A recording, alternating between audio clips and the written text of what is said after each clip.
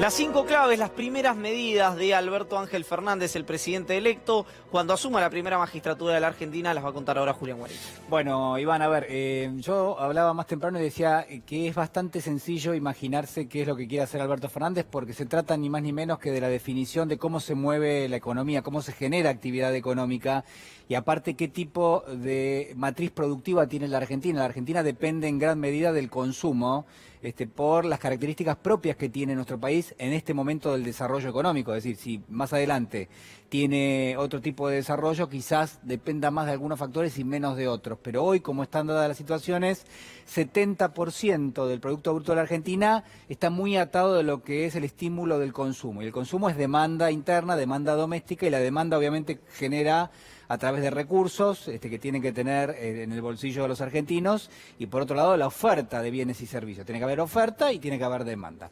Entonces vamos a ir repasando lo que son en principio las 5 claves. Yo pongo 5 claves ¿por qué? Porque hay algunas medidas que son mucho más importantes y amplias, y en todo caso después las vamos a estar analizando.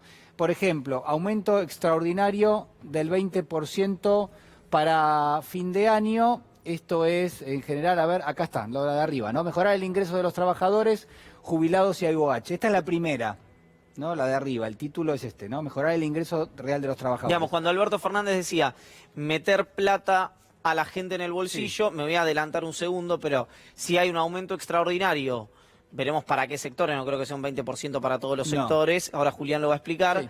O le das medicamentos gratuitos, le estás evitando que gaste algo en ese sentido, entonces indirectamente le estás metiendo plata en el bolsillo. Claro, son las dos lógicas que se van a aplicar, porque obviamente la erogación del Estado, uno puede intuirla en este sentido, es decir, cuando vos empezás a subsidiar nuevamente a algunos sectores de la población, son erogaciones invisibles para la gente, pero en definitiva el Estado las termina pagando, mientras que en este caso, ¿no? Aumento extraordinario del 20% para fin de año, acá va a haber mucho de determinados sectores que obviamente esto lo van a terminar haciendo si lo que ven es que se empieza a reactivar el consumo. Yo soy un empresario, por ejemplo, y lo que tengo es un gobierno que en el marco de una recomposición por decreto dice, bueno, señores, a partir de ahora 20% más a todos aquellos que reciban un salario mínimo vital y móvil, o que reciban la jubilación mínima, digamos, depende cada uno de los sectores. El sector empresario en general, ¿cuándo va a plantear menores resistencias a un tipo de medida de esta magnitud? Bueno, claramente cuando vean que su tasa de ganancia, aunque cambie la naturaleza, es decir, aunque cambie de dónde proviene esa tasa de ganancia, de todas maneras siga generándose. El planteo de Alberto Fernández es es decir, bueno, deja de poner tu dinero a tasa de interés, y yo lo que te ofrezco es que tu tasa de ganancia, en lugar de provenir de la tasa de interés, venga de la economía real. Claro, el libre juego de la oferta y la demanda, donde uno intuye que si aumenta la demanda, obviamente esa tasa de ganancia se va a sostener o incluso se va a incrementar en algunos sectores. El 40% de inflación del que hablaba Marco Lavagna, ¿se puede ver estimulado, se puede ver empujado por este tipo de medidas más tendientes a la estimulación del consumo? Bueno, es una pregunta que sinceramente me han hecho durante toda la semana, y la respuesta es, en el corto plazo yo creo que hay una ventana de oportunidad para que no salte la inflación, aunque vos generes mayor demanda a nivel doméstico. ¿Por qué? Porque la inflación que hoy tenés no viene de un recalentamiento de la demanda. Es decir, hoy el empresario que sube los precios no piensa, en lugar de invertir voy a subir los precios para ajustar mi oferta y demanda. El empresario hoy sube los precios porque tiene los costos que le han subido. Claro. Es decir, ahí es donde fija su tasa de rentabilidad. Si vos te comprometés, que es lo que ha hecho Alberto Fernández, a desenganchar las tarifas del dólar, por ejemplo, ¿eso qué te genera? Y bueno, te genera un marco donde los costos no se van a mover de una forma, como vienen haciéndolo, respetando el salto del tipo de cambio. Bien. A eso sumémosle, porque también todo forma parte, por eso la teoría del todo, sumémosle que hay un cepo cambiario. Es decir, eso te cambia necesariamente algunas cuestiones. Por ejemplo, que vos puedas ir bajando una tasa de interés, sin un peligro de que salte el dólar en forma dramática. Descontamos que se va a mantener, por lo menos en los primeros meses, ese cepo, ¿no? Totalmente. Totalmente. Totalmente. No hay forma sino de descomprimir y de empezar a generar estos estímulos o estos argumentos para que crezca la actividad económica que hasta ahora no los tenías. Es decir, lamentablemente, digo, hasta ahora al menos vos lo que tenías era un engranaje realmente muy complejo donde no se podía poner en marcha la economía directamente por la definición económica. Es decir, el gobierno decía hay déficit, y si hay déficit no va a haber gasto público, no va a haber inversión pública, y por otro lado el consumo no genera inflación. De alguna manera bajémosle la intensidad al consumo. Lo que tuvimos es lo que vimos. En tercera medida, la creación del Consejo Económico y Social. Esto se sostiene. En algún momento se pensó en lanzarlo directamente en las primeras semanas de gobierno. Hoy ya ha quedado, creo yo, un poquito más alejado en el tiempo de la asunción de Alberto Fernández por diversas cuestiones, pero básicamente por la complejidad de la negociación y porque además mucho de lo que uno necesita para que se pongan de acuerdo en este Consejo Económico y Social tiene que venir primero de lo que veíamos arriba. Es decir, tiene que haber primero un sector sindical que de alguna manera vea que ya hay garantizada algún tipo de recomposición. ¿Como para qué? Bueno, como para decir en su momento, bueno, a partir de ahora vayamos todos a tratar de mantener cierta estabilidad. ¿Se entiende? Es decir, que haya una recomposición es una condición necesaria para que sectores sindicales se sienten en la mesa y digan, bueno, si el empresario dice que no va a tocar los precios, yo tampoco me voy a poner en exigente en decirte que necesito una recomposición adicional, porque ya la diste, ¿no? Entonces ahí son como pasos graduales que hay que ir dando. Lo mismo con las tarifas. Es decir, un empresario no te va a aceptar que no pueda mover los precios durante 6 meses. Si no le desengancha la tarifa al dólar. Las tarifas antes. Claro. ¿No? Entonces, por eso se lo alejó del momento inicial del mandato de Alberto Fernández. Bien, seguimos. avancemos. La próxima de las claves, bueno, sin ninguna duda, bajar fuerte la tasa de interés. Acá hay todo un programa de gobierno que tiene como medida fundamental bajar la tasa de interés. Obviamente no se trata de una cuestión voluntaria, tenés muchísimas restricciones. Una era las LELIQs, que empezaron lentamente los bancos a desinvertir a partir de lo que era la señal del Banco Central de no seguir convalidando una tasa tan alta y al mismo tiempo cierta recomposición del crédito. Es decir, hoy la economía empezó lentamente a movilizarse, hay mayor demanda de crédito, lentamente también, y eso lo que generó es que una parte de las carteras de los bancos empiecen a ir a financiar.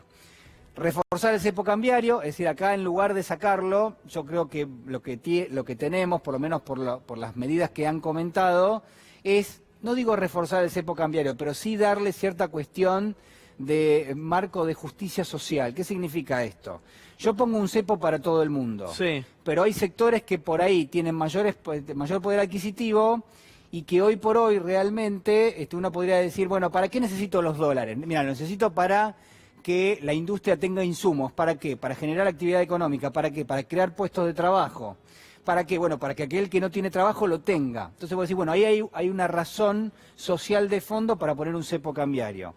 Y por otro lado te digo, bueno, pero hay sectores que también van a pagar el dólar al mismo precio y sin embargo, ¿eso para qué es? Es para viajar al exterior, para hacer consumos suntuarios, es decir, ahí donde está puesto el foco. Bueno, está puesto en algo que yo creo que el gobierno de Cristina Fernández de Kirchner había fallado en parte. Esto es que había sectores de ingresos muy altos que tenían las mismas restricciones que los sectores de ingresos muy bajos. Vos decís que hay posibilidades que el dólar fideo no valga lo mismo que el dólar Miami. Claro, exactamente. Que haya un dólar comercial y un dólar financiero y que ese dólar financiero esté mucho más ligado a algún tipo de restricción adicional. Es decir, que haya una especie de impuesto, un dólar tarjeta, un dólar turista, ese tipo de cuestiones, sin una administración activa. Cuando yo creo que también efectivamente, a medida que se incorpore distintos funcionarios al equipo del Banco Central y también que haya alguna supervisión por parte del gobierno, lo que vamos a tener acá es que también va a haber una administración del dólar en términos de, bueno, ¿para qué vas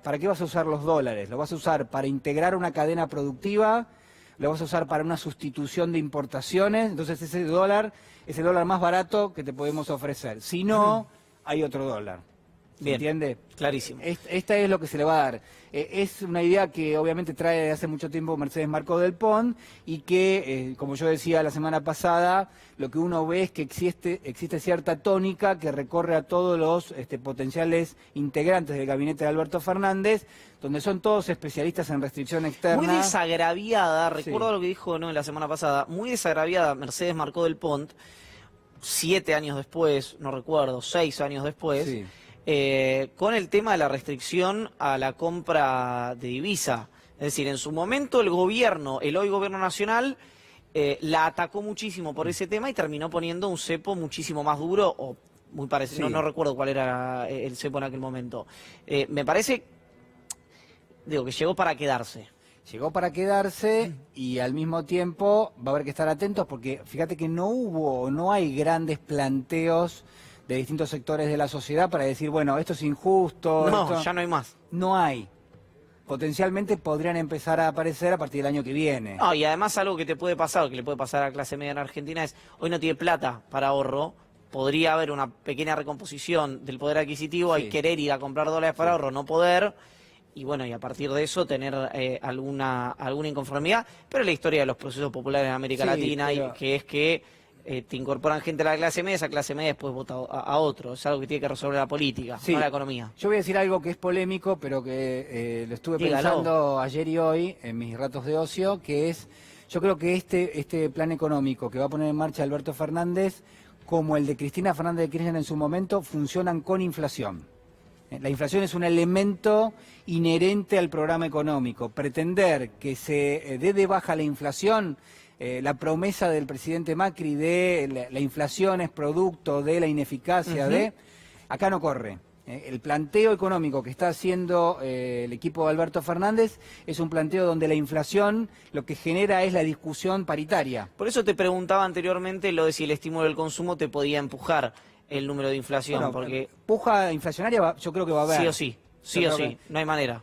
Me parece también que en un punto probablemente el gobierno se va a sentir más cómodo y el Ministerio de Trabajo sentando a la mesa de negociación paritaria si el número de inflación se ubica entre un 25 y un 30%, donde realmente siempre tenés la chance de ir negociando. No el año que salarios viene. y la verdad que salarios al 60% en paritarias Sí. nunca se terminaron negociando, salvo algún sector en particular que esté atado al negocio exportador. No, pero vos no planteás el año que viene ese número de inflación. No, Más adelante, el 30 decís. el 25-30, No, segundo es año, mucho más gradual. tercer año. Para mí es mucho más Claro. gradual. Sí, todavía tenemos una inflación alta. Línea de créditos para la producción de la banca pública Bueno. lo viene anticipando tanto Fernández como Kicillof. Claro, sobre esto va a haber muchísimo, tanto en el Banco Provincia, en el Banco Nación, el Banco Central incluso va a ser el órgano encargado de administrar este tipo de líneas. Atención con esto porque en la gestión de Cristina Fernández de Kirchner vos tenías líneas de crédito que lanzaba el Estado y cada banco después las aplicaba, no las aplicaba, empezaron a aparecer algunos condicionamientos. Bueno, lo que vamos a tener ahora es algo muy parecido, pero con el dinamismo muy fuerte del Banco Central. El Banco Central va a ser una especie de Banco Nación, pero mega Banco Nación. ¿Por qué? Porque va a proponer líneas de crédito y porque, sobre todo, va a ser un trabajo que hasta ahora no se estaba haciendo, que es techo y piso para tasas y plazos fijos. A ver. Esto va a ser bastante importante.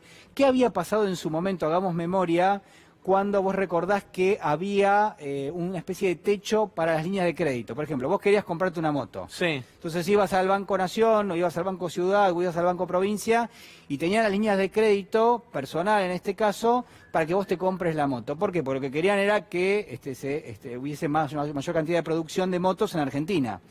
Entonces, ¿a cuánto era que te cobraban ese crédito? Y bueno, ese crédito tenía siempre un subsidio, es decir, por ejemplo, una tasa del 25% anual tenías, para comprarte una moto. Entonces, ¿qué hacían los bancos? Los bancos hacían lo siguiente: como yo te estoy dando un crédito al 25, me doy vuelta y tomo plazo fijo, y lo tomo ¿a cuánto? Y bueno, lo tomo al 15, te pago 15 a vos, depositante, para darte... Sí. Pero en el medio que tenías una tasa subsidiada, es decir, que la tasa estaba subsidiada por el Estado, es decir, que la tasa real era más alta. Ahí es donde va a intervenir el Banco Central. El Banco Central interviene en los dos lugares, interviene en el techo para el préstamo y además le va a poner un piso a los bancos, probablemente, para el plazo fijo. ¿Eso que se hace vía circular del Banco Central? Sí, sí, ¿Una sí. normativa de la Una entidad normativa del monetaria? Banco Central, directamente. Es decir, hay a través de una tasa de referencia que siempre tiene el Banco Central. Exacto. Entonces lo que te dice es, bueno, el piso para tomar un plazo fijo no puede ser, o debe ser una vez y media, es decir, te marca una relación con respecto a una determinada tasa de interés que tiene el Banco Central. ¿Con esto qué es lo que haces? Y bueno, usás la plata de los bancos, la plata que está depositada en los bancos, la canalizás para que haya mayor producción. Entonces, fíjate que va a cambiar totalmente, creo yo, el rostro del frente financiero de la Argentina completamente. Es decir, ya tenemos un anticipo con el cepo cambiario, pero toda esta parte de acá, que es usar los recursos para generar actividad económica, hasta ahora esto está muerto. Absolutamente. Esto está Es muerto. Volver a, ¿no?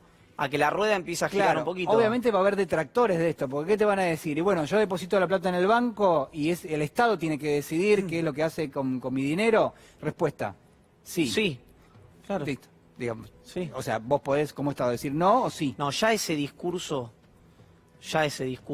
que terminó en este momento de la Argentina, que terminó con el acuerdo con el fondo, que terminó con generaciones endeudadas, que terminó con Claro. un 40% de pobres, ni me acuerdo qué porcentaje de indigentes, con 12 puntos de desempleo, con 23 pymes que cierran por día, se acabó. No hay lugar para ese discurso en la Argentina, Sí.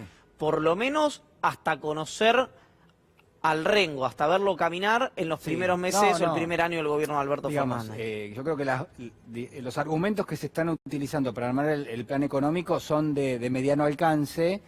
La llamadita que pongo es, atención, porque en algún punto también, cuando vos empezás a emitir pesos para generar actividad económica, gasto público, inversión pública, vos también tenés que tratar de mantener cierta cuestión de equilibrios, es decir, vos no podés poner una tasa muy baja de plazo fijo porque nadie te lleva el dinero al Correcto. banco, y obviamente vos necesitas que la gente lleve el dinero al banco. ¿Para qué? Para usarlo, para dar crédito. Exacto. Entonces tampoco es que podés poner una tasa demasiado baja, es decir, hay un equilibrio ahí que tener en Sí, cuenta. que supongo que quienes manejen Miguel Pese, el directorio del Banco Central, que dicho sea de paso, no sé quiénes van a ser los del directorio, si tenemos algún indicio.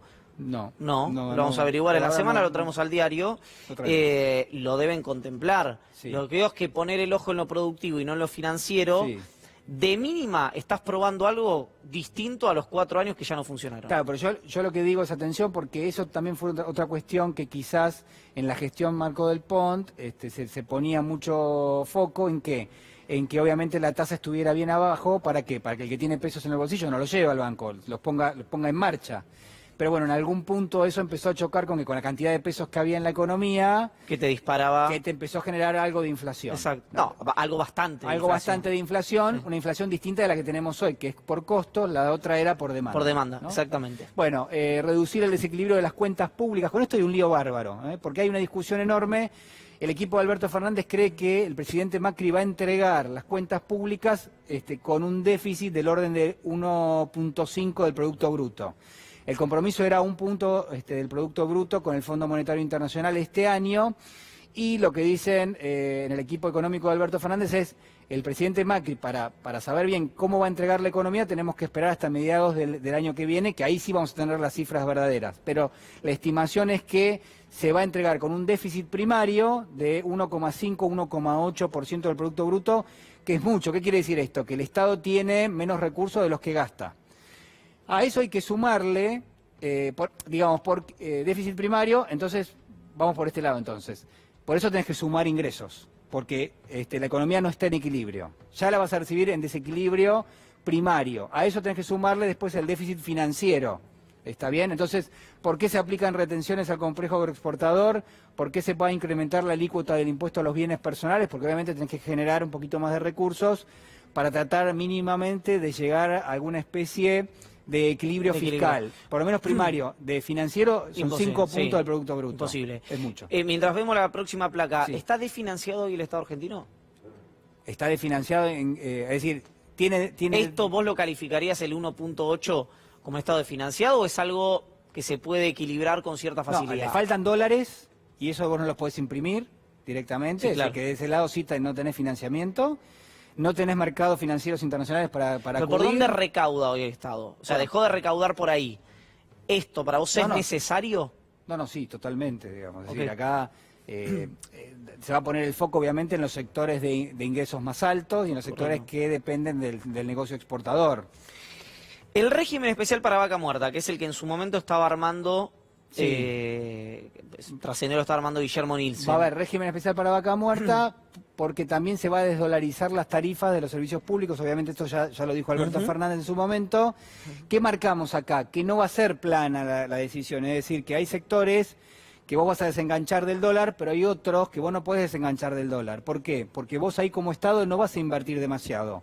Por ahí a través de YPF, pero de todas maneras te faltan recursos para explotar vaca muerta. Entonces, ¿qué le tenés que dar? Un régimen especial. Le tenés que decir, miren, si ustedes producen en vaca muerta, ustedes tienen la posibilidad de exportarlo con un determinado tipo de cambio. Es decir, el dólar que ustedes logren exportar, sobre ese dólar no hacemos retenciones, nada, queda para ustedes. Entonces, esa es la negociación para que puedan traer los dólares y justamente producir en Bastante vaca lógico, muerta. ¿no?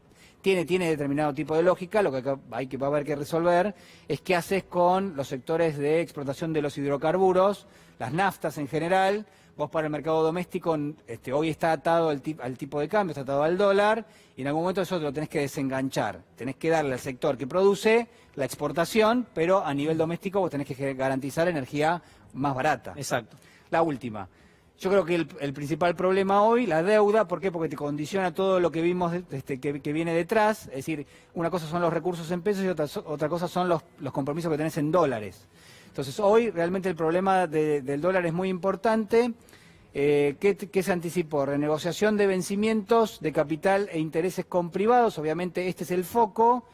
La propuesta en principio es la postergación del pago de capital de los intereses de 2 a 3 años, la famosa idea de Martín Guzmán, que el propio Alberto Fernández toma como propia.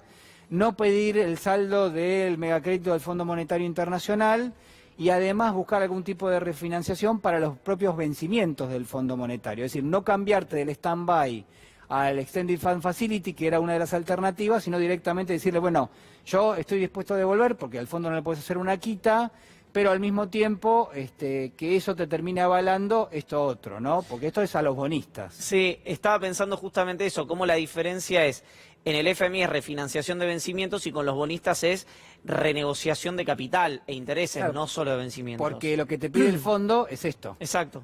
O sea, el fondo, entonces, o sea, vos le decís, no me des más plata. ¿Y te puede salir de garante el fondo con esto, que y es lo que venimos hablando? Sería maravilloso. Sería maravilloso. ¿Pero lo ves probable? La verdad que creo que va a ser parte de la De la negociación. Yo creo que el Fondo Monetario, aunque parezca que está todo bien, viene una etapa durísima. Viene una etapa donde vamos a tener que enfrentarnos a titulares, a presiones adicionales. Eso es lo que viene. Es decir, la verdad que lo que viene no es fácil para nada, va a haber mucho ruido político, porque va a haber sectores que van a decir, le tenemos que hacer caso al Fondo Monetario, si no los holdouts, si no los bonistas, etcétera, etcétera. Pero probablemente, creo yo, el gobierno se va a mantener firme y va a tratar de salir adelante con este tipo de condiciones. Es decir, no poner un dólar por lo menos por 2 o 3 años. Vamos a seguir de cerca este tema, gracias Juli. No, por favor. Vamos con Noelia Barra Ligera.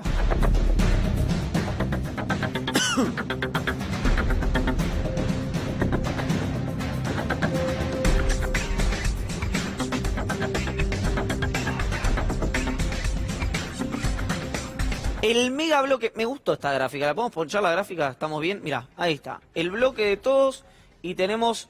¿Es tuyo esto de nuestro productor? Todo mérito de Mauro Fulco. Todo mérito de Mauro Fulco, Absolutamente. perfecto. Me gusta esto, el crédito públicamente. Me parece muy lindo, bien, agenda Gráfico. positiva, muchos colores. Casi que parece... Cambiemita. Le cambiemos el Bueno. coso. Bien, muy bien. Bueno, entonces... Vamos a hablar, dijimos, de cómo se está reorganizando el peronismo, cómo se terminó de reorganizar el peronismo en el Congreso, justamente para darle a Alberto Fernández 2 bloques muy potentes. El del Senado, claramente un megabloque con el que no contó ninguno de los presidentes recientes de la democracia, y en diputados todavía buscando algunos socios más, justamente para generar o llegar de alguna manera al quórum propio. Todavía no está tan cerca, faltan 9, están en 120, pero es factible, por supuesto, siempre acudiendo a algunos socios provinciales. Vamos a ver primero algunos de los nombres clave, sobre todo pensando en el armado estratégico de Cristina Fernández de Kirchner en el Senado y en la figura de José Mayans, ¿no? Flamante jefe del bloque, presidente del bloque del Frente de Todos. Es importante la distinción de que no es un interbloque, sino que es un bloque. Esto significa más facilidad, por supuesto, para encolumnar a los 41 votos. Hay que decir que dentro de esos 41 está contado José Alperovich, el senador por Tucumán denunciado por violación por una de sus sobrinas segundas y que tiene licencia por 6 meses. Sus pares le votaron una licencia por 6 meses sin goce de sueldo, así que ese voto no va a estar en estos 6 meses, pero sí hay 40 en un recinto en el que con 37 se alcanza el quórum propio, pueden abrir sesiones, pueden avanzar con leyes en el Senado. Todo indica que va a ser la Cámara por la cual van a entrar la mayoría de los proyectos importantes con los que espera contar Alberto Fernández. No, es importante lo de Alperovich. No hay reemplazo inmediato porque está de licencia, no es que renunció. Exactamente. O sea, el peronismo pierde un senador hasta que culmina la licencia y que se resuelva el proceso o su mandato. El ejemplo claro es Julio de Vido. Claro. Julio de Vido fue preso y nunca renunció a la banca. Entonces, Exacto. el Frente para la Victoria, ese voto nunca lo tuvo, figuraba como ausente en los listados. El referente político de José Mayans es Gildo Insfrán, el gobernador de Formosa. Vos hace un rato, Iván, me preguntabas por los gobernadores y cómo estaban siendo reconocidos o cómo estaban siendo incluidos en este armado del nuevo gobierno. Bueno, acá hay un hombre clave que está muy identificado con el peronismo del interior y que por supuesto representa en gran parte a esos gobernadores. Y por supuesto hay algo clave en el perfil de José Mayans, que es que es claramente la antítesis de Miguel Pichetto. Fue todo este tiempo el vicepresidente del bloque que presidía Miguel Pichetto y todo este tiempo también, incluso desde el segundo mandato de Cristina Fernández de Kirchner, fue uno de los senadores que más diferencias marcó con Pichetto, incluso públicamente. Tenemos un videíto de uno de los tantos cruces que tuvieron en comisiones del Senado para ver cómo era esa relación tensísima y áspera. Lo vemos. Vino acá, dio instrucciones, le dio instrucciones a los jefes de bancada que hagan sesión especial, que no hagan sesión ordinaria, rompiendo la sesión ordinaria del Congreso, porque nosotros tenemos miércoles sesión ordinaria, tenemos votado por mayoría especial sesión ordinaria. Miércoles y jueves tenemos sesión ordinaria. Y ahora usted vino a dar instrucciones acá a los jefes de bancada de que no hagan sesión especial para que no tratemos el fondo de soja, porque dicen ustedes que es catastrófico que este fondo de 60.000 millones, según ustedes, puede alterar un presupuesto de 4 billones. Una vergüenza realmente. Una vergüenza también que los jefes de bancada hayan accedido a cambiar la sesión ordinaria por sesión especial. Yo no he firmado absolutamente nada respecto a la sesión especial. Y con relación al fondo sojero, lo que me parece es que no ha habido un debate que debería haberse dado en la Cámara de Origen. Como todos sabemos, en la Cámara de Senadores, la historia del Senado así lo demuestra, en general ratifica el presupuesto votado en la Cámara de Diputados. En todo momento ha sido así durante casi todos los gobiernos peronistas en donde a mí me tocó estar como diputado y senador. Lo que se vota en diputados se ratifica en el Senado, si es que hay voluntad política, salvo que algunos quieren prender fuego en la pradera, y está bien, es una estrategia. Hay algunos gobernadores que se han comprado el traje cubano de la revolución. Está bien, está todo bárbaro, está todo bárbaro. Está todo muy bien. No lo plantearon donde lo tenían que plantear, que era la Cámara de Diputados. Esta es la discusión de fondo. Bueno, muy bien. Por favor. No voy a discutir con el senador Mayans. No, les pido que se dirijan a la presidencia por tercera vez. Pero y si no, él últimamente resuelvan el problema en otro lugar. Disculpen. Senador, senador, lo escuchamos recién con atención. No, pero no fue aludido. No fue aludido, de ninguna manera fue aludido. Bueno, intentaba ahí Esteban Bullrich de alguna forma retomar la discusión, les decía resuélvanlo en otro lugar, Pichetto acusando a Mayans de comprarse el traje cubano de la revolución. Finalmente lo que sucedió es que su sucesor de alguna forma al frente del bloque oficialista del peronismo en el Senado es José Mayans y va a tener un bloque como Pichetto nunca consiguió.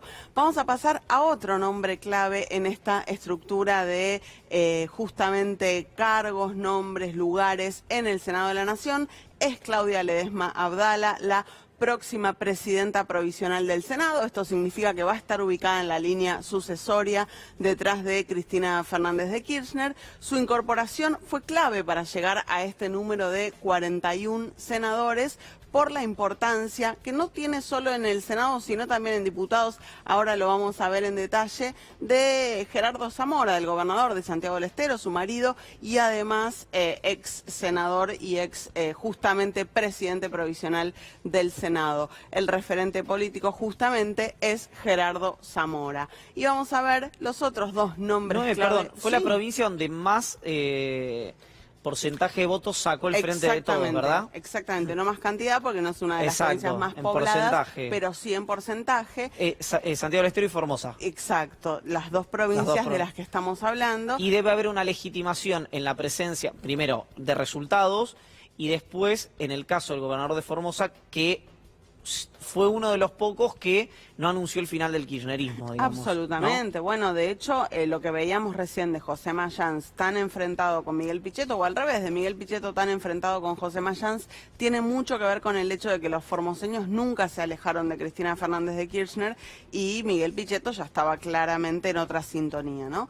Decía, otros dos nombres clave, en este caso nos mudamos a la Cámara de Diputados, Sergio Massa, el próximo presidente de la Cámara, Máximo Kirchner, futuro jefe del bloque del Frente de Todos. También en este caso tenemos que hablar de un bloque unificado, vale lo mismo que decíamos para el Senado, mucho más funcional y mucho más fácil de llevar adelante los distintos proyectos de ley que va a proponer el Poder Ejecutivo con un bloque unificado.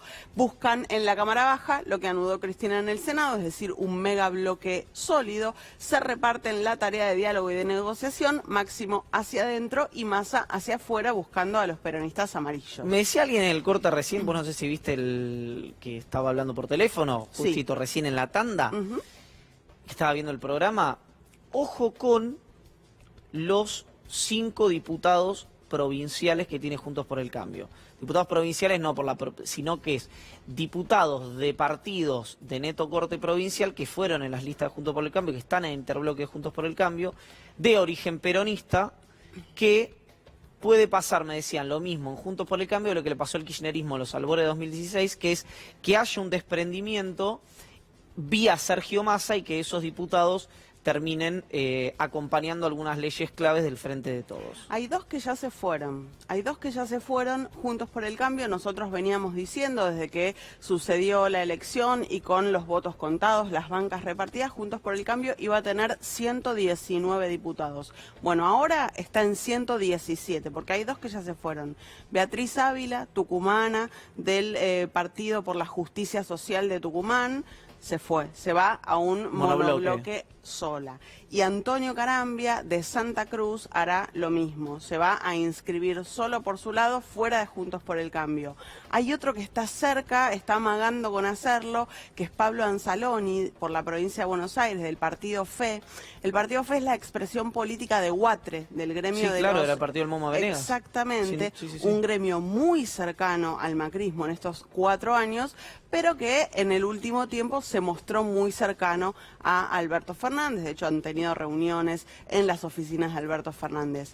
¿Qué está pasando con estos peronistas del PRO o de partidos provinciales que estaban en Juntos por el Cambio y que se están alejando? Bueno, están todos en el esquema en el que contaba o el que esperaba conducir Emilio Monzó, justamente dentro de Juntos por el Cambio, pero como un bloque aparte, en interbloque, pero en un bloque aparte. Mauricio Macri le dijo que no, así que en esta situación de verse acorralados entre la espada y la pared, o sos pro o estás afuera, hay algunos que están empezando a decidir estar afuera. El propio Monzó tuvo su lanzamiento político este jueves en el partido de Florencio Varela y dejó frases picantísimas también en los reportajes que dio este fin de semana. Pero vamos a escuchar algo de lo que decía Monzó justamente en Florencio Varela. Este sueño comenzó a empañarse a partir del 2015, donde la postura fue el contraste con la oposición y para lamento de muchos de nosotros de esa ilusión, hoy está presente la grieta más que nunca. Por una cuestión de especulación electoral, por una cuestión de especulación, vaya a saber de qué, pero la grieta está más vigente que nunca. Pero ese no es el problema. Que producto de la grieta lo que está más vigente es que hay más pobreza que nunca, hay más chicos sin oportunidades que nunca, hay más droga que nunca. Fuertísimo. Durísimo. Sí, durísimo. El presidente de la Cámara de Diputados, que además sitúa claramente el comienzo de esta desilusión que dice haberse llevado en 2015, ¿no? Pero, el comienzo del mandato de Mauricio Macri. Pero mucho más duro que en los reportajes, porque además de consideraciones políticas, ya le conocíamos, le pega en la línea de flotación, por ejemplo, el tema narcotráfico. Absolutamente. Dice hay mucha más droga que nunca. Debido a la ¿Perdón? Debido a la grieta, dice, por la especulación electoral. Sí. Ocurrieron este tipo de cuestiones, hay más pobreza que nunca, más droga que nunca. Absolutamente. Se queda Monzó con una decena de diputados que van a orbitar cerca suyo. Hay que ver si en febrero o marzo no tenemos que hablar de una nueva ruptura en Juntos por el Cambio. Gracias, Noé. Placer. En instantes vamos a hablar con Daniel Catalano, que estuvo en el Estado Plurinacional de Bolivia. Y hubo amenazas, hubo persecución, hubo agresiones, incluso agresiones físicas a la comitiva. Y en instantes vamos a estar conversando con él. Introducimos el tema de esta manera. Sigo siendo presidente, porque mi gestión acaba el 22 de enero del próximo año. Porque todavía mi renuncia no ha sido aceptado ni rechazado. Los opositores están violentos. Del racismo pasaron al fascismo, del fascismo al golpismo. ¿Cómo se puede quemar casas? ¿Cómo se puede torturar? Como a nuestros hermanos, como a perros les han matado. No hay ni un poquito de piedad. No hay un poquito, por lo menos, sentimiento. Nos trata de indios, de cochinas así. La situación de Bolivia es alarmante, es muy preocupante. La Comisión va a plantear que debe constituirse un grupo interdisciplinario e internacional de expertos que pueda constituirse en el país e investigar a profundidad los sucesos ocurridos luego de la renuncia del presidente Morales y de la anulación electoral que han causado cuando menos 2 masacres claramente verificadas, una en el Alto y otra en Cochabamba. Una delegación de solidaridad con el pueblo de Bolivia que salió de la Argentina fue abucheada, hostigada.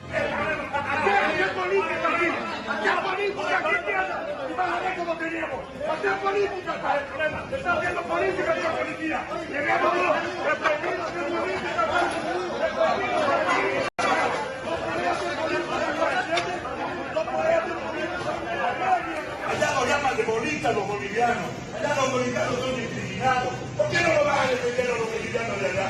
Pendejo mierda. Allá que volver a plata de los cartoneros. La pobreza es un negocio, pendejo. ¿Ah? Vayan bien y una vez, no se dan cuenta que no lo queremos acá. Acá todavía somos pacíficos. En el alto lo van a esperar ustedes, van a saber ustedes. Metiche de mierda. No vamos a permitir que ningún local haga terrorismo en Bolivia, y peor un extranjero. Recomendamos a aquellos extranjeros que están llegando al país hechos a las mansas palomitas a tratar de incendiar el país, que anden con cuidado. Los estamos mirando, los estamos siguiendo. Esa actitud de agresividad y amedrentamiento, es decir, amenazar a una delegación de derechos humanos con que, ojo, que pueden ir presos, lo que expresa es miedo. Expresa miedo. Miedo de que cosas que están ocultas se revelen. lo pone en una posición de prepotencia, de amenaza, de hablar de terrorismo, de sedición, cuando en definitiva acá lo que se está haciendo, como claramente marcamos, es recabar información y encontrar pruebas sobre información que ya tenemos, sobre crímenes que pueden encuadrarse en el concepto de lesa humanidad. Imagínense si están tratando así a una delegación que llega de la Argentina, cómo están tratando y encarcelando a dirigentes del partido de Evo Morales. Quiero decirle, tengo una información de alto nivel que el Departamento de Estado de Estados Unidos no quiere que vuelva, igual que la derecha boliviana golpista. Yo pido garantías para que vuelva. Tengo todos los derechos para volver a Bolivia. No estoy diciendo para volver a ser candidato a la presidencia. Ya está definido y decidí no ser candidato a la presidencia. Pero sí, como cualquier ciudadano, tengo que estar en Bolivia para participar en las elecciones.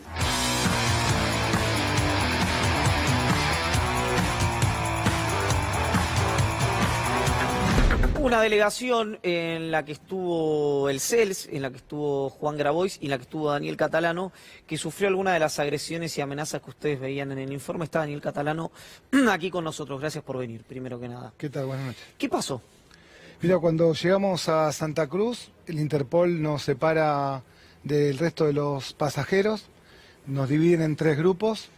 A un grupo lo llevan a una sala privada donde le hacen un interrogatorio y algunos los requisan, a otros nos hacen un interrogatorio en un lugar público y a otros lo hacen sobre la fila. En esa división vamos pasando por migraciones con distintos niveles de tensiones y de presión por lo que Interpol estaba ejerciendo y nos iban obligando a pasar por el pasillo general, que es lo que se ve en las imágenes, para poder acceder al otro avión. Por lo general vos tenés un pasillo interno, cuando haces un transbordo tenés que salir del aeropuerto, entrar. Bueno, acá nos fueron empujando, a medida que vos ibas saliendo te vas encontrando con personas que nos iban insultando, que los insultos iban creciendo. Perdón, el punto número 1 de esto es que los tenían identificados, ya sabían que iban y quiénes eran, obviamente. Ya nos tenían identificado, había circulado en las redes sociales de Bolivia, 2 o 3 de las personas que estábamos viajando ya tenían nuestras imágenes que estaban circulando. Y hubo una situación de máxima tensión en donde se pasa de los insultos a una agresión física.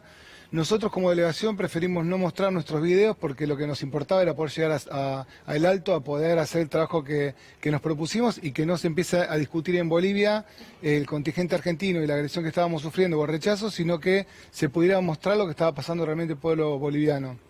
Todo lo que ustedes tienen es lo que saca la misma gente que nos está filmando. Nosotros cuando llegamos... o sea, ustedes tienen videos propios que no han mostrado. Es que no tiene sentido mostrarlo porque la idea nuestra no es victimizarnos.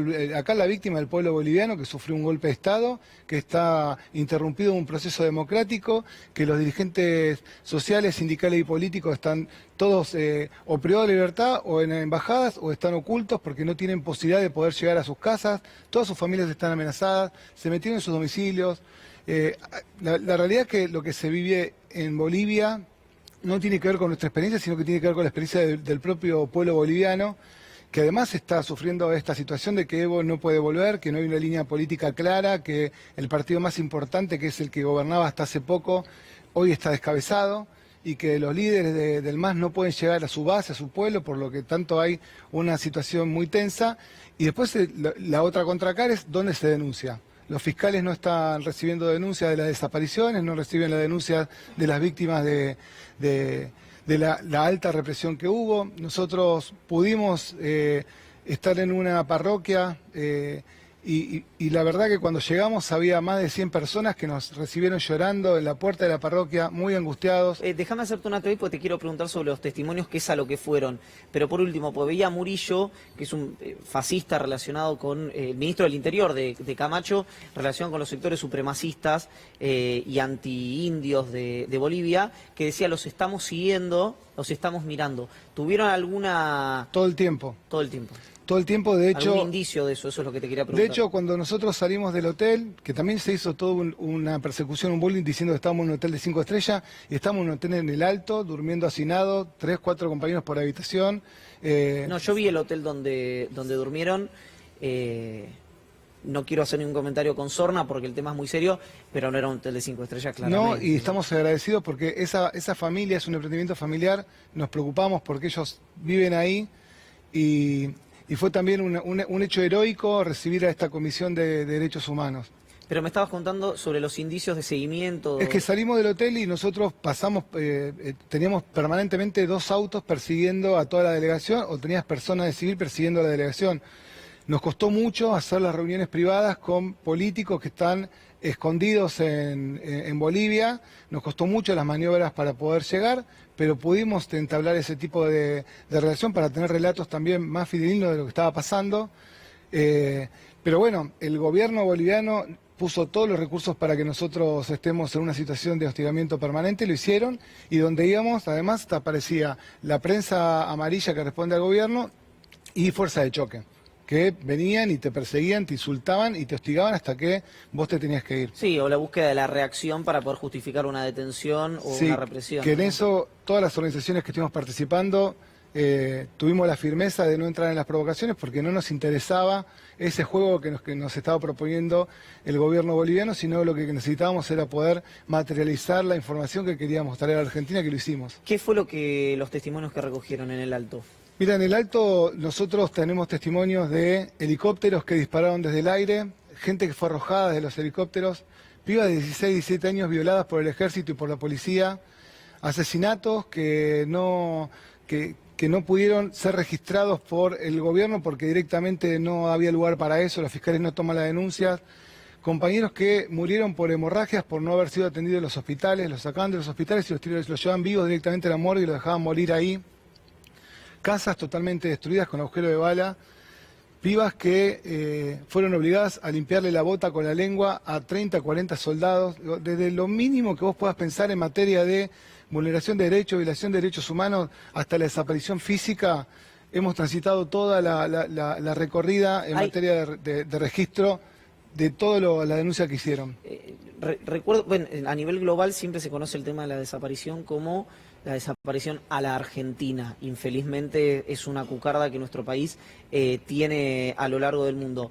¿Esas desapariciones a la Argentina también ocurrieron en Bolivia? Es decir, que desaparezca y no se encuentre el cuerpo. Estamos en ese momento porque hay 2 tipos de denuncias. Una es, hay desaparición de cuerpos para que no se pueda probar el delito de asesinato, y hay desaparición de personas.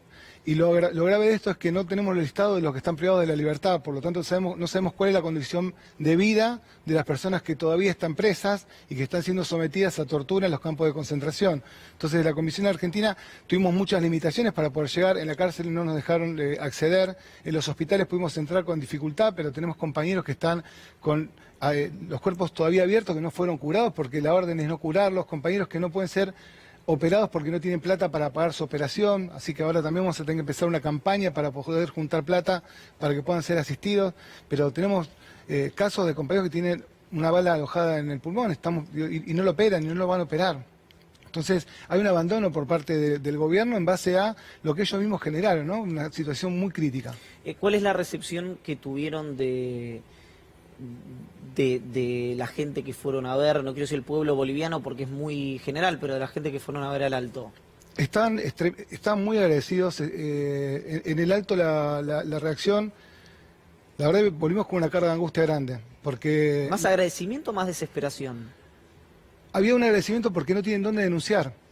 Porque ¿dónde vos ponés el relato de que violaron a tu piba? Si el fiscal no te toma la denuncia. Por miedo.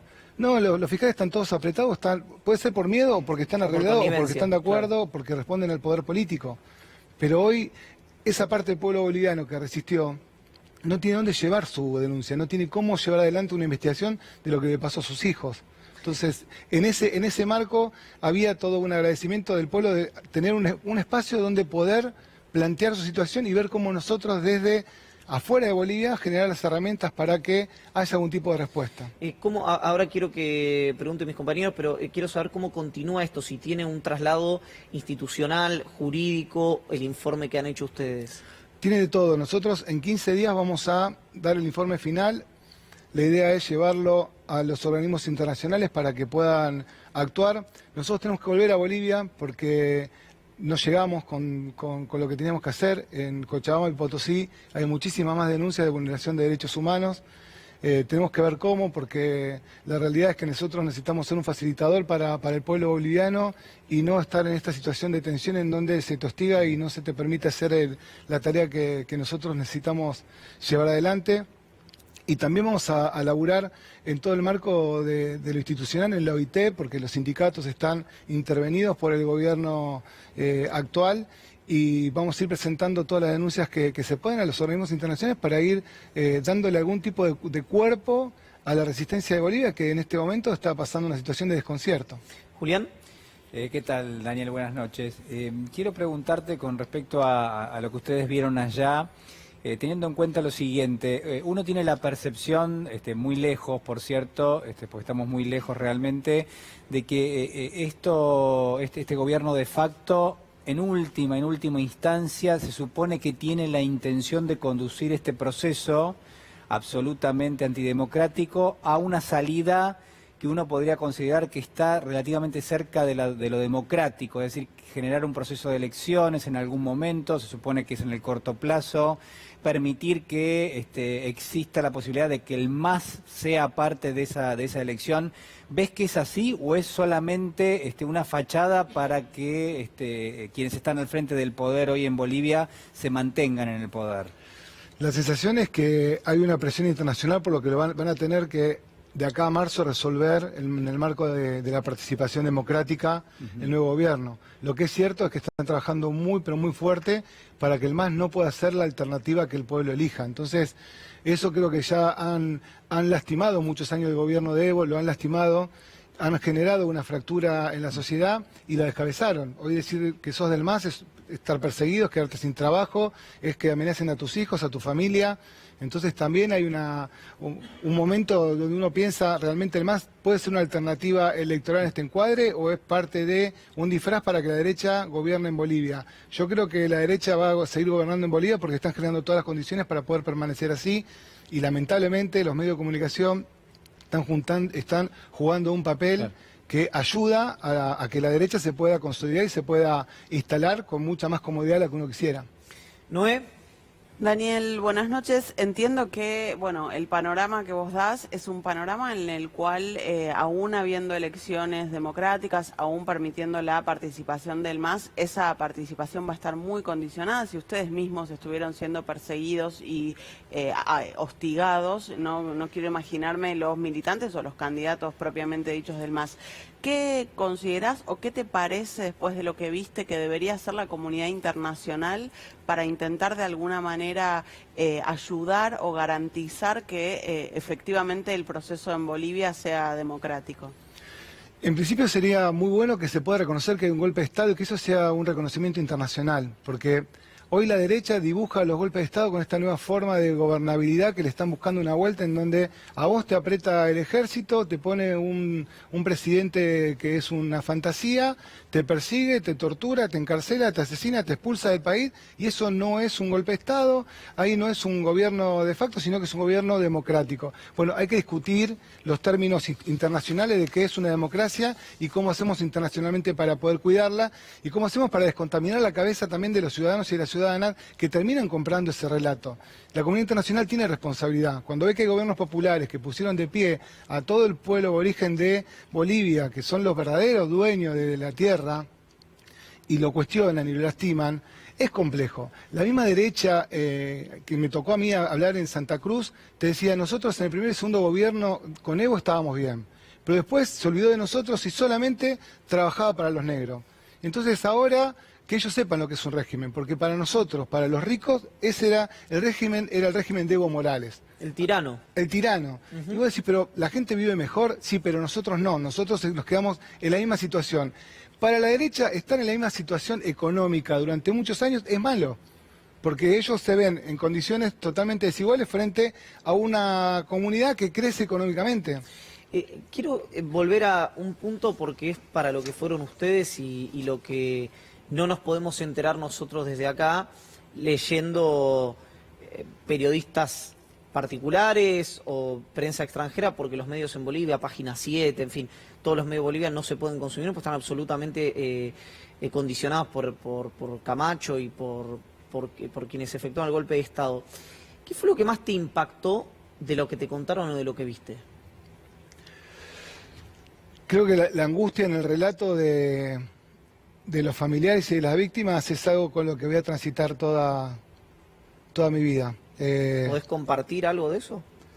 Sí, a mí me tocó una entrevista a una mamá que le asesinaron a su hijo de 2 balazos y contaba que su hijo no era del MAS, sino que su hijo era un obrero febril, tenía un hijo de 1 año y una esposa que también se quedó sin su pareja, que él estaba camino a la fábrica y lo agarró la balacera en la ruta y que se bajó a ayudar a los heridos y que lo asesinaron cuando él estaba cargando el cuerpo de otra persona. Y cuando vos estás ahí, estábamos en una parroquia, la compañera lloraba y cuando levanto la vista estaban llorando todas las personas que estaban declarando y estábamos llorando casi todos los que levantamos la denuncia, porque eran todas las mismas secuencias. Hubo una situación de saqueo de la moral, de saqueo de la dignidad. Se perforó en lo más profundo, se puede perforar en una sociedad, se lastimó la dignidad de un pueblo, se lo arrancó. Ellos no pensaron nunca que iban a ver gente arrojada de un helicóptero. El relato de nuestras compañeras cuando recibían el informe de cómo se veían esos cuerpos en el piso. Hay cuestiones que realmente el pueblo boliviano debería poder tomarse el tiempo de saber lo que está pasando en el Alto, en Cochabamba, en Potosí, lo que fueron esas masacres, lo que fue, porque realmente... Te voy a preguntar algo que en general a lo que le trato de escapar, porque prefiero evitar las cuestiones de impacto, pero creo que en este sentido son importantes para ver si te entendí bien lo que dijiste recién. Cuando dijiste el estado de los cuerpos lo voy a decir brutalmente, y si estoy equivocado te pido que me corrijas, es un cuerpo reventado, estallado en el piso después de ser arrojado un helicóptero, con las vísceras o con lo que sea que... Es así, y es levantar esos testimonios, los testimonios de la materia gris en los impactos en las cabezas de la gente. Pero la labor que nosotros hicimos por eso es mucho más profunda que el hostigamiento. El hostigamiento no fue parte de lo que nos pasó. Nosotros necesitamos visibilizar el dolor del pueblo boliviano, porque hay otra Bolivia que defender, que no es la Bolivia de Santa Cruz, que hay que defenderla también, pero no en el relato de vida de ellos. Hay todo un pueblo que se levantó, hay todo un pueblo que tiene casa, hay todo un pueblo que tiene una economía informal, pero que le rinde para ser clase media, que le prendieron fuego a su huipala y que eso detonó que salgan a defender su identidad, y en la defensa de su identidad fueron masacrados. Y nosotros tenemos que hacernos cargo de eso regionalmente y tenemos que empujar, y hay que volver a Bolivia, hay que volver, porque ¿dónde van a denunciar si no denuncian en los países hermanos que podemos tener una historia de resistencia acá? Porque tenemos a las madres, tenemos a abuelas, tenemos a hijos, tenemos al CES, al CERPAC, tenemos todas las organizaciones de derechos humanos que permitieron que haya un camino. Y eso también fue muy impactante, porque en el relato, en la madrugada, lo que decían es, ahora entendemos a las madres de Plaza de Mayo. Había una compañera que estaba muy quebrada y decía, ahora entendemos a las madres de Plaza de Mayo. Tenemos nuestros desaparecidos y entendemos a qué se referían las madres de Plaza de Mayo. Ellos hacen un paralelismo con nuestra historia, ¿no? En virtud de los desaparecidos. En virtud de sus propios desaparecidos, hicieron un paralelismo con la historia del pueblo argentino. Uno no quiere caer en la parte amarilla. Nosotros vamos a dar a conocer en pocos días los informes detallados. Trajimos pruebas. Por supuesto, prueba física no hay forma de sacarla, pero está todo digitalizado. Y la idea es que se pueda saber la verdad como se supo acá en el 78, cuando hubo un grupo de personas que logró venir a la Argentina y poder empezar a tomar registro. Hubo una transformación en la sociedad argentina y hubo otra posibilidad. Nosotros esperamos que con las comisiones de derechos humanos en Bolivia empiece a haber otra situación institucional que permita una salida, que la salida no sea con el ejército en la calle. Yo sé que es una audacia lo que te voy a decir, porque los que han ido son ustedes, los que pusieron el cuerpo han sido ustedes y los que tienen información fueron ustedes. Pero contar, me parece, y lo veo desde el punto de vista de la comunicación, lo que vieron en Bolivia no es una actitud amarilla, sino que me parece que corresponde en virtud del blindaje informativo, porque acá no hay no se está jugando con las mismas reglas. Por lo que cuentan ustedes, tenés a un Estado que tiene las fuerzas policiales asesinando a parte de su población, desapareciendo, violando mujeres, mayores y menores de edad y arrojando gente de los helicópteros, y del otro las víctimas. Es decir, hay momentos donde entre los nazis y los que sufren la persecución de los nazis no hay un punto medio. Creo que me da la sensación por lo que relatamos que este es uno de esos momentos. Es uno de esos momentos, y también quiero destacar que hay argentinos y argentinas haciendo tareas de registro fílmico, que están en los barrios, que están laburando, que nosotros no lo sabíamos, que no los y que permanentemente ingresa ciudadanos, y creo que debe ser de los otros países también, con sus cámaras, con sus celulares, a hacer un trabajo de registro. Hay toda una preocupación de la región para que Bolivia pueda salir de la crisis. Y creo que ayudó que nosotros hayamos podido estar y que hayamos hablado en off con funcionarios y haber tenido el relato de las vivencias, ¿no? De quienes hoy tienen que tener responsabilidades institucionales y no las pueden tener. Y que eso también sea un punto para cuando nosotros nos ponen acá los videos del campo diciendo que nos esperan en la ruta y que están de acuerdo con el golpe de Estado, y que la comunidad uruguaya también haya recibido una amenaza directa de parte del ejército. No es necesario volver a esa situación. Los golpes de Estado no resuelven los problemas del pueblo, no resuelven los problemas económicos, no resuelven la desigualdad social, no resuelve la situación de injusticia en la que se puede sentir uno sobre el otro, sino que agudizan mucho más las diferencias que hay en las comunidades. Gracias por haber venido. Gracias a ustedes. Una pausa, ya estamos con ustedes.